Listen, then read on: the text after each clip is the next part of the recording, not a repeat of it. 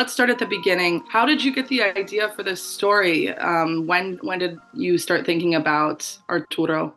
Ehm, io, diciamo, sono cresciuta in un territorio dove si dice i morti danno la vita, nel senso che è un territorio dove la popolazione che ha abitato qui 2500 anni fa ha lasciato così tanti tesori nascosti, gli Etruschi, e negli anni 80 questi tesori sono diventati oggetto di furto e vendita di tantissime persone. Quindi quando io ero piccola, negli anni 80, 90, mi capitava spesso di incontrare degli uomini che erano tombaroli. Io avevo molta paura di questi uomini perché erano uomini che di notte andavano a scavare le tombe etrusche per rubare i vasi, l'oro e venderli. E ne avevo paura non solo perché facevano una cosa contro la legge del giorno, la legge dei vivi, ma anche perché mi sembrava qualcosa che andava contro la legge dell'aldilà, la legge dei morti, erano oggetti delle anime. E quindi, siccome ne avevo un po' paura, piano piano ci sono diventata amica. In genere io, quando ho un po' paura di una situazione, cerco sempre di diventare amica e diventando amica ho capito che i tombaroli non sono, come dire, i cattivi di una società, ma sono il fiore in cui si esprime una società, la società materialista, che è pronta a vendere tutto, anche le cose sacre, anche le cose dei morti. Let- sorry.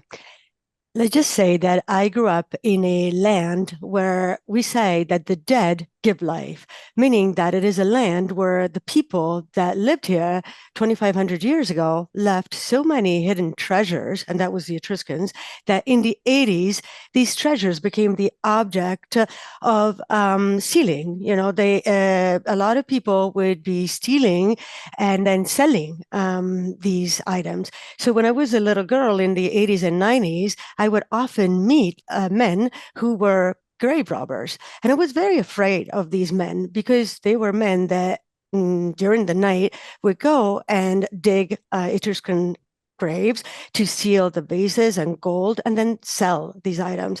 And I was afraid of them because they were doing something that was not only against the law of the day, the law of the living, but also because it seemed to be something that would go beyond the law of the great beyond, the law of the dead. They were objects belonging to souls. And therefore, since I was a little afraid of them, little by little, I became friendly with them because normally, when I'm a little afraid of a situation, I try to become friendly with it. And so, as I became their friends with these grave robbers, um, I understood that they are not, how can I put it, the mean ones in a society. They're not the bad ones, but they are the flower, so to speak, in which a society expresses itself. And I'm referring to the materialistic society, which is prepared to sell everything and anything, even sacred things, even things belonging to the dead. Amazing. I forgot to introduce our interpreter, Lilia, who is in the background. But Lilia, if you want to say hello, please. The Thank you voice. very much. It's a pleasure and an honor to be here with Alicia. Saint Lilia, Saint Lilia.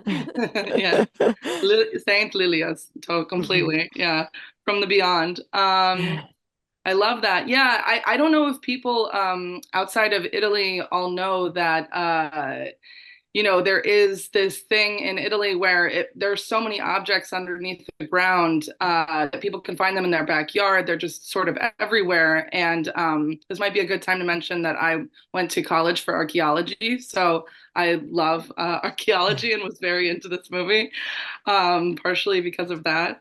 But yeah, I mean, there's special police just to make sure that people are taking care of these objects.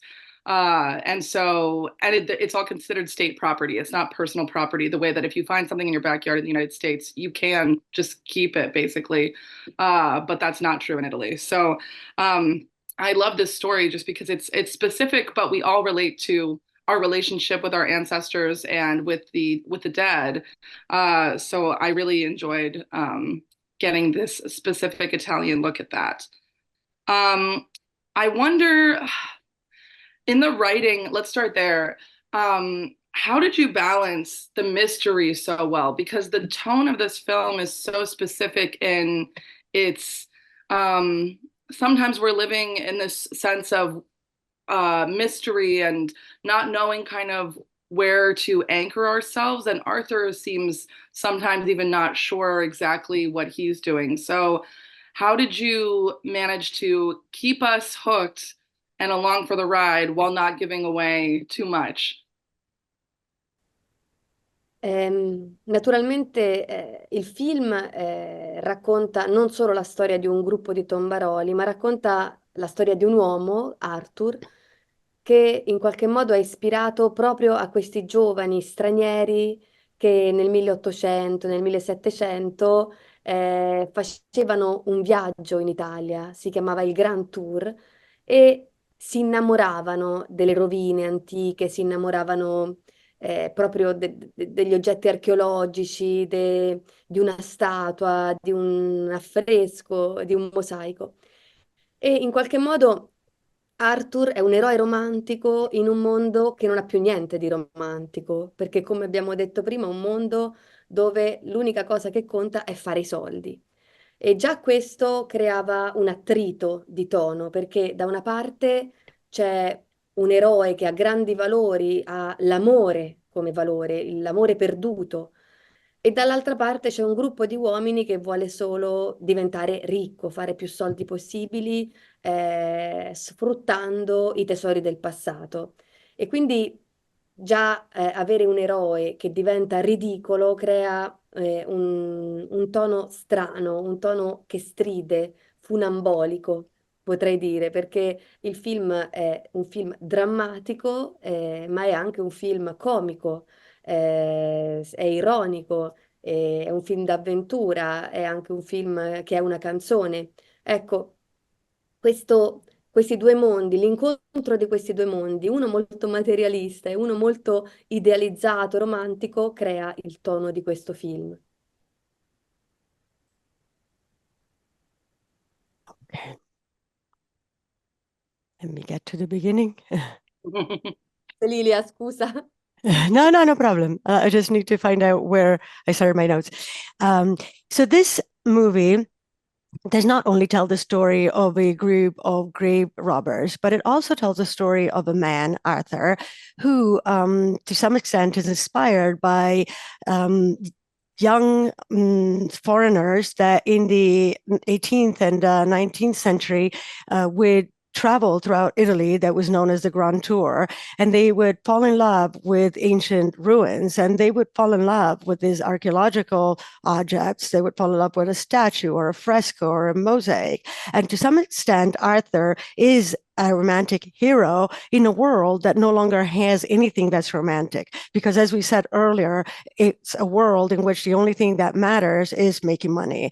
And this already in and of itself created in attrition in terms of tone, because on the one hand, you have a hero that has high value, lofty values, love as a supreme value, his long lost love. And on the other side, you have a group of men who only aspire to become rich, to get rich as quickly as possible, exploiting the treasures of the past. And therefore, having a hero that becomes ridiculous already creates an off-kilter tone.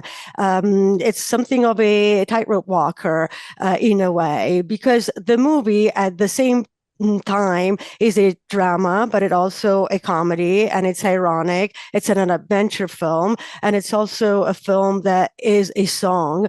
So this idea of these two worlds meeting, these two different worlds, one of them which is very materialistic, and one of them that is highly idealized and romantic, creates the tone for this movie.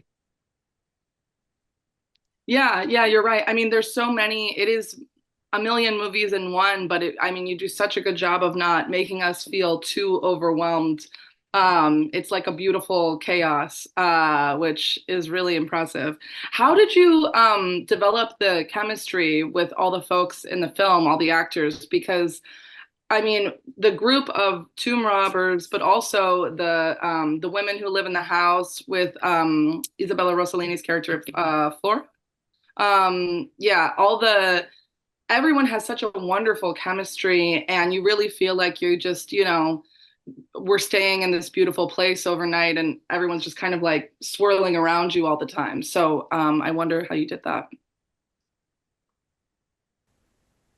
Mi piace immaginare che i film sono come delle case dove lo spettatore entra e a volte è anche un po' confuso perché non sa bene, come quando entriamo in una casa, per esempio, con tante cose, no? Non sappiamo bene dove guardare, però l'atmosfera della casa è molto importante, no? Che ci dà la sensazione che possiamo sederci, fare un caffè, parlare con qualcuno, andare a vedere dentro le stanze, ci sono sempre delle stanze segrete.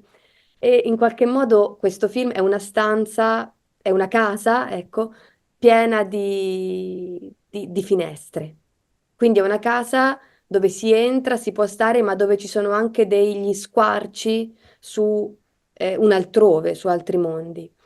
E, diciamo, gli abitanti di questa casa sono dei personaggi che sono molto ispirati al mondo delle fiabe e quindi sono molto legati a un mondo popolare.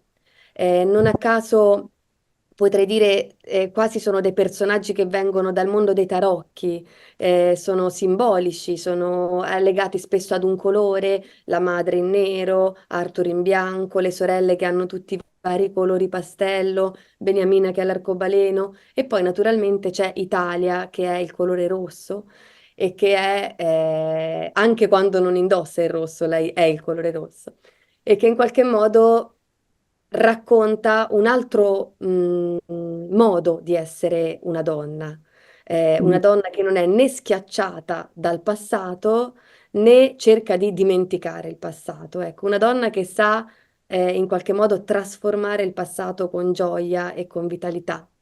Non so se ho risposto bene alla domanda, però.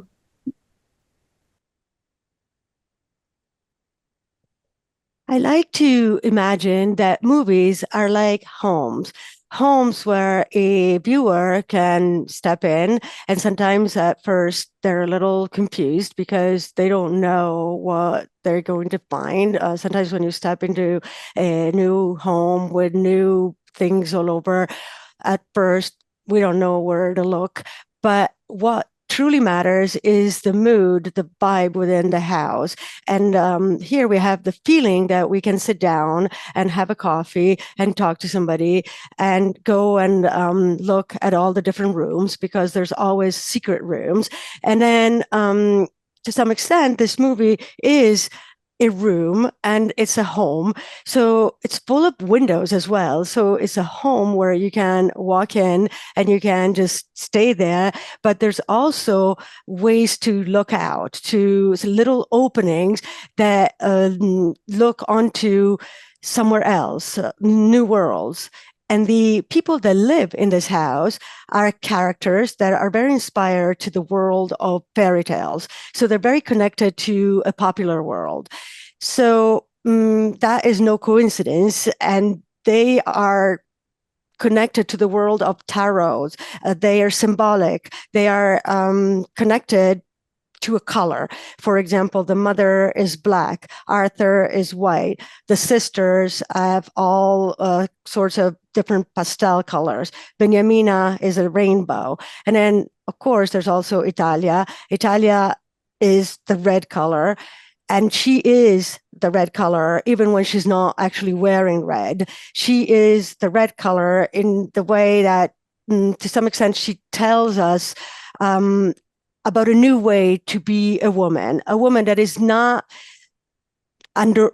overwhelmed by her past.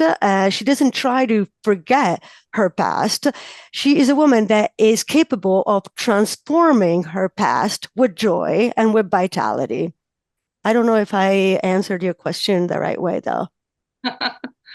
No, I think that's great. I mean, I love the idea of thinking of a movie as a house and sort of having that be a way to, I think that's wonderful advice also for screenwriters, to think of a movie as a house as a way to go into it. Um, what color is Spartaco, your sister? Yellow, like money. Okay, that's what I thought, but I wasn't sure. Fashion money, of course. Yes. That's awesome. No, però The, solo per finire, mhm. forse quello che volevo specificare, che non sono dei caratteri che hanno una psicologia complessa, non vogliamo entrare dentro la loro psicologia, anche quando ce l'hanno naturalmente, ma sono dei caratteri che restano dei simboli, dei personaggi che restano dei simboli, in qualche modo come sono i personaggi che si incontrano nelle fiabe, perché questo è appunto una parabola, una fiaba. È un viaggio di un uomo che inizia su un treno, che va verso il suo destino, scende dal treno, risale dal treno, si ferma alla stazione, cammina lungo i binari, ma lui segue questa direzione e la direzione è quella del suo destino. I just wanted to clarify that all these characters don't have a complex psychology. We don't want to dig into their psychology, even when they do have it. But we want for these characters to remain as symbols. They're symbols, just like the characters that you encounter in fairy tales, because this is a parable. It's meant to be a fairy tale. It's meant to be a journey of this man, a journey that begins on a train that takes him towards his destiny. So he gets off that train. He stops at a station and he walks alongside the train tracks and he follows this direction. And this direction is the direction of his destiny. Beautiful. The visual language, I mean, I really enjoy when Arthur is using the dowsing rod and then we kind of like flip upside down with him. And also, like the moment when I think her name is Melody, like addresses the camera directly about the Etruscans. I wonder, did you have these things in mind when you were writing it, or was this something you figured out later? How did you decide to do that? Beh, quello che sapevo che in un mondo pieno di immagini vale la pena comunque sempre essere liberi perché ci sono già tante immagini intorno a noi e quindi almeno se si devono creare altre immagini che siano libere e quindi che siano libere e aderenti a un racconto, aderenti a una storia, che abbiano una loro necessità interna. Così abbiamo fatto delle scelte con Hélène Louvard, che è la direttrice della fotografia con cui cerco sempre di lavorare. Abbiamo fatto delle scelte anche molto semplici, però rivelatrici di un movimento interiore, quel movimento interiore che forse la psicologia non ci racconta nel film. È la macchina da presa che ci racconta il movimento interiore dei personaggi.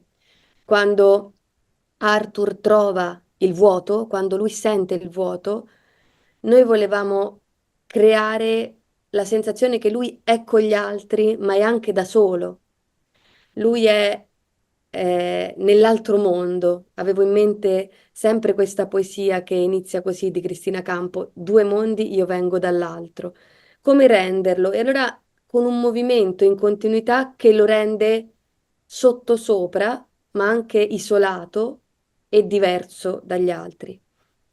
E invece rispetto al momento in cui Melody parla a noi spettatori, era chiaramente l'incursione di un mio pensiero. Volevo che questo pensiero fosse al di fuori del film. A volte mi sembra di vivere in un mondo che accetta il patriarcato come qualcosa di naturale, come qualcosa che ci è capitato per natura, ma volevo ricordare che il patriarcato è una scelta che è stata fatta e anche imposta, diciamo, in un certo periodo storico e che ci sono stati dei periodi storici fuori dal patriarcato, almeno bisogna ogni tanto ricordarselo e dirlo chiaramente in macchina.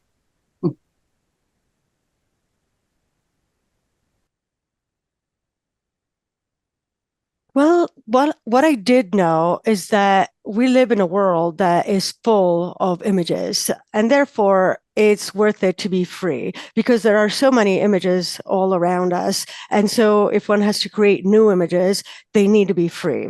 So they need to be free, and they need to stick to a story, and they need to be necessary, internally necessary for that story.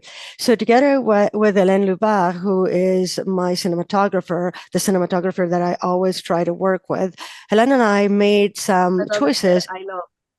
I want also to say that I love her, but and so Hélène and I made choices that sometimes can be very simple, but they are important to reveal an interior movement that psychology doesn't tell us about in the movie, but it is the camera that tells us about it, about what happens within the characters. When Arthur finds the emptiness under him, he perceives that there is that emptiness, and we wanted to create the feeling that he is with others, but at the same time, he's also alone.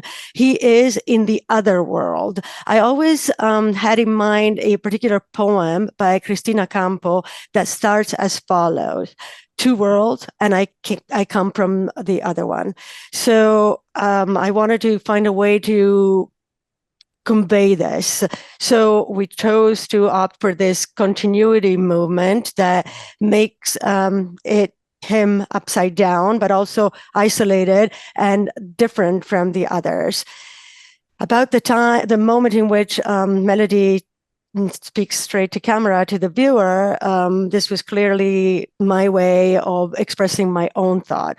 I wanted for my own thought to come out of this movie, and sometimes I feel that I live in a world that accepts the patriarchy as something natural, as something that happens by nature, and it was meant to be that way. And I just wanted to remind people that the patriarchy is a choice. It's a choice that was made at some point and was imposed on us, and for a particular historical period, that's the way it was. But there have been historical periods outside of the patriarchy. So from time to time, I feel that I need to remind people of that via the camera. Yes, we need to all be reminded of that all the time. I love that. I also love when they're on the boat and they're growling at each other like dogs, like the Tomb Robbers and Spartacus company. I really I just enjoyed that a lot. Was that improvisation, or did you direct them to do that? no, era un po' sempre pensato. Appunto, c'è stata una sensazione durante le riprese comunque di fare un film scanzonato in qualche modo, nel senso che usasse liberamente le immagini, le situazioni per mettere in evidenza delle dinamiche che sono nascoste sotto le cose. E in quel momento è il capitalismo, no? In cui comunque tutte le parti ringhiano gli uni sugli altri, piccoli, grandi, è tutto un ringhiare. E in qualche modo Arthur sottrae la testa e la statua al mondo del commercio, la sottrae a quella guerra di cani. E quindi ho detto, vabbè, proviamo a farlo davvero, proviamo davvero a rendere con delle immagini vive una sensazione che io provo spesso quando vedo le persone che si affannano per dei soldi, per degli oggetti, per delle cose. Mi sembrano tutti cani che ringhiano.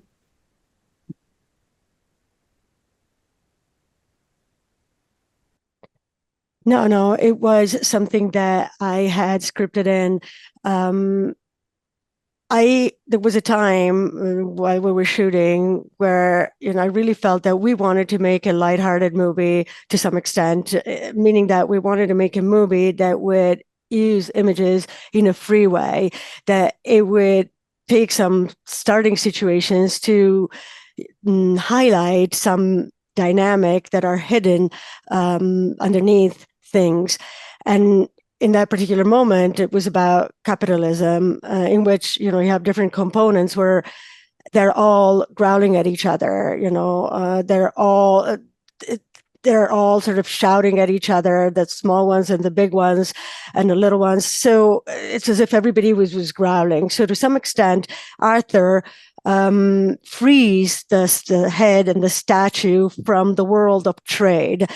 He frees up the statue from that dogfight. So I told myself, let's try to do it for real. Let's try to render this with some lively images. It's a feeling that I often perceive when I see people that are trying so hard to win and to make money and to fight over objects. Well, I feel that these people, the way I perceive them, are like dogs that growl at each other.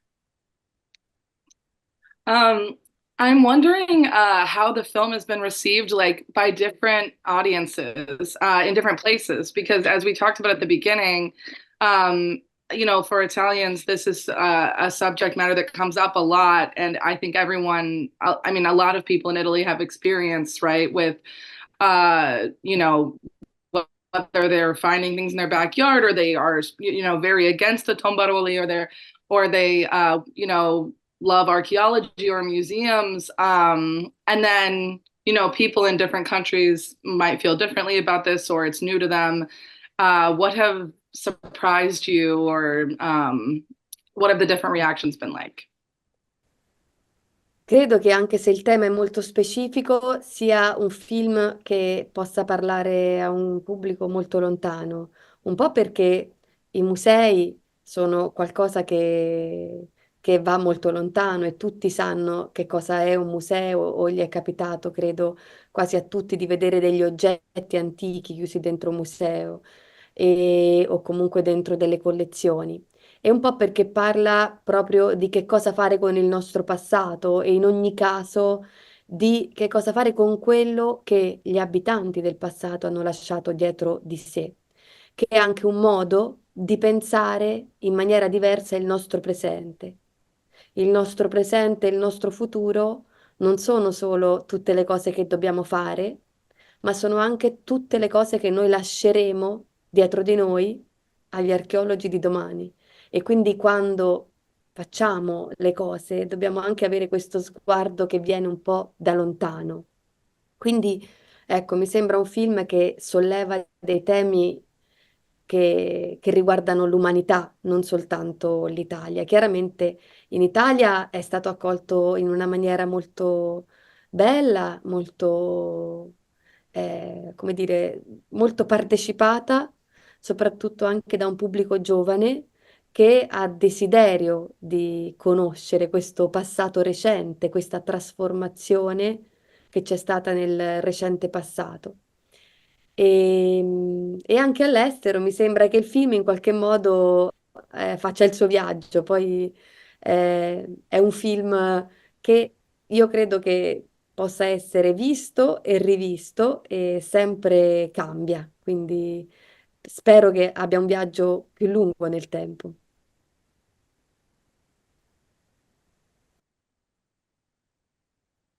I believe that even though the theme is very specific, it is a movie that can speak to an audience that's very far away as well. On the one hand, it's because museums are something that is very widespread.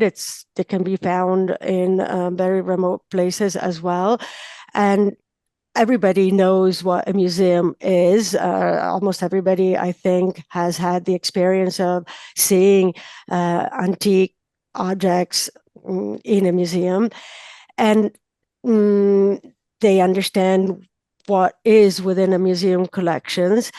And also because it is a movie that focuses on what to do with our past and what to do with what inhabitants of the past have left behind them. And as a way to think about our present in a different way and to think about our future as well. In order not to think just about all the things that we need to do, but also about all the things that we'll leave behind us that will survive us. for the archaeologists of tomorrow. And therefore, when we do things, we also need to incorporate this kind of outlook, this kind of gaze, which is a gaze that comes from afar. So I feel that it is a movie that dwells upon issues that can be relevant for humankind as a whole, not just for Italy. Clearly, in Italy, it was welcomed in a very beautiful way. There was a lot of participation, especially on the part of a young audience, young people that want to get to know this recent past and this transformation that has taken place in a recent past, but also abroad. My perception is that the movie is on its journey and it's going well. And I also think that it is a movie that can be seen multiple times. And every time one watches it, it has a different layer. And therefore, I'm hoping that it can be a movie that can have a journey that continues over time. In ogni caso, solo per finire, credo che questo film sia un po' come uno scavo archeologico. In qualche modo tutti ci vedono quello che desiderano anche vedere, no? Ehm, chi vuole vederci una storia, la storia di un passato, chi vuole vederci qualche riferimento anche al presente attraverso gli oggetti del passato, ma c'è anche chi vuole vederci solo un mucchio di sassi e è comunque un luogo. And just to close this off, I believe that this movie is a little bit like an archaeological excavation. So to some extent, everybody sees what they want to see. Some of them want to see the story of a past. Some of them want to see some reference to the present through the object of the past. But there's also some people that just see a bunch of stones, and that's a place too. Yeah, I mean, like a fairy tale, I do think it has this sort of timeless quality to it where it's, it's kind of happening all the time. And I don't know, I love Italia when she has this like, what are you doing? Like when she has this meltdown when she realizes what's happening and the bell that she realizes it comes from a tomb and she's freaking out. It's like, it's very fun. And I don't know. I think I've spent so much time thinking about objects of the past and I love them so much. I collect too many things because I love like the idea that you can hold something that someone else held, but there is sort of like a selfishness about it. Um, as well. And I don't know, do you think that we should let these objects remain for the souls, as you said in the movie?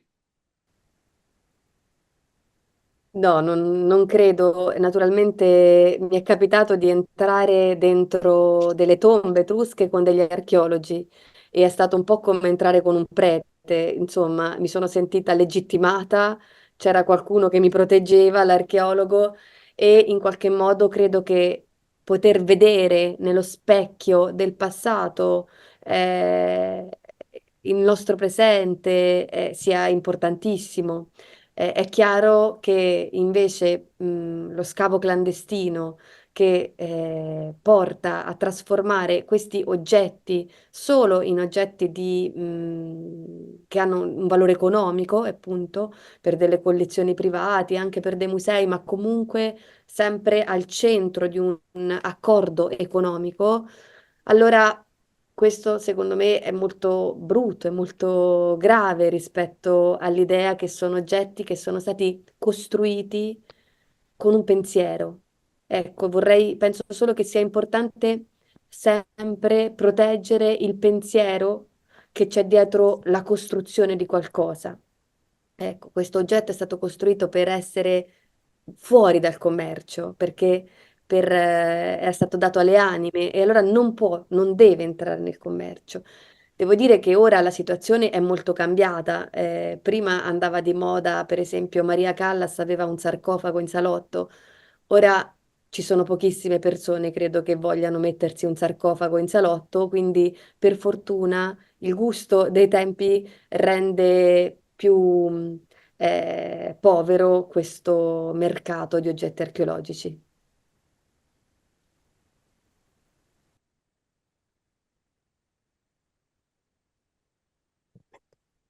Um, no, I don't think so. Naturally, I've had the experience to come in to explore Etruscan graves with some archaeologists, and for me, it was almost like being there with a priest.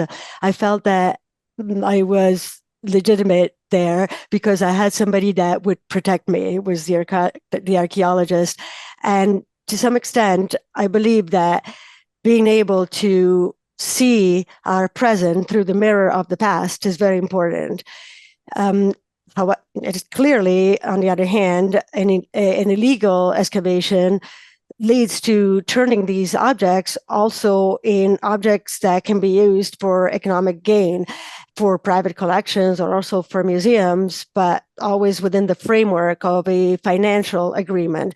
And that in my view, is very negative. It's a severe offense compared to the idea that these objects were objects that were built with a specific thought behind them.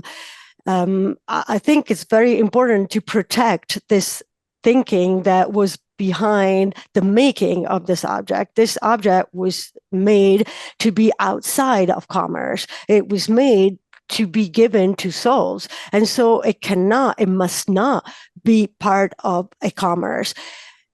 Well, the situation is very different now. In the past, for a time, it was trendy to have these objects at home. For example, Maria Callas had a sarcophagus in her living room. In this day and age, very few people, I believe, would like to have a sarcophagus in their living room. So luckily, taste of the time has changed. And so this market for archaeological objects is no longer so thriving anymore. Mm-hmm. Yeah. Well, I mean, I wish we could keep talking. I could talk about this forever, but we do need to wrap it up. But I want to say thank you first to our Santa Lilia, our interpreter. Grazie. Oh, yay. There she is. Grazie mille. Thank you so Eh, much. Normalmente io non posso permettermi di parlare in maniera così libera, ma conosco Lilia e so che con lei posso esprimermi liberamente. Normally, I cannot afford to speak so freely, but I do know Lilia, and I know that with her, I can afford to speak as freely as I would like. Anzi, Beautiful. lei migliora il mio pensiero. Perché ti amo, Alice. My words even better. Yeah, I know we all need a Lilia. And thank you, Alice, so much for sharing your work with us and talking to us about it. We really appreciate it. Thank you And very much. Grazie, Alice, grazie.